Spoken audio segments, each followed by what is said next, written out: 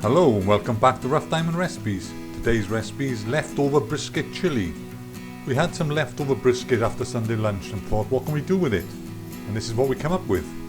As normal, a full list of ingredients can be found down below. Okay, first we prepare the leftover beef.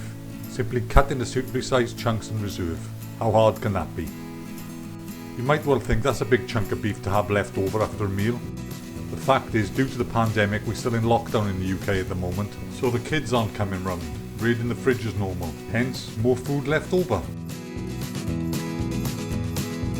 Anyway, when the beef's prepared, heat the oil in a suitably sized frying pan, add the onions and fry off for a minute or two until they start to soften.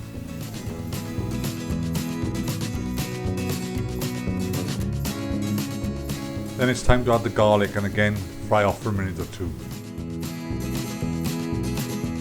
When the garlic's had a minute or two frying, it's time to add the paprika, cumin, chili powder, oregano and salt and pepper and taste and give it a good mix through.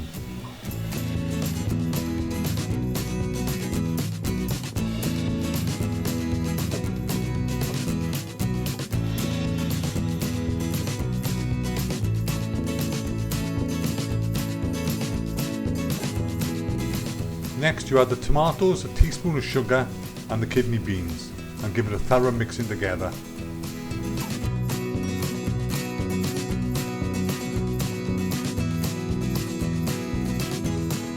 And when this is done, it's time to add the beef to the pot and give it a good mix in as well. Then it's a splash of water just so it's not too dry, bring up to a simmer and continue to cook until the consistency you want is achieved. There you have it, leftover brisket chili. How hard can that be? Hope you enjoyed this recipe. Feel free to subscribe, share and like, and hopefully we'll see you soon again on the next one. Bye for now, and wherever you are in the world, stay safe.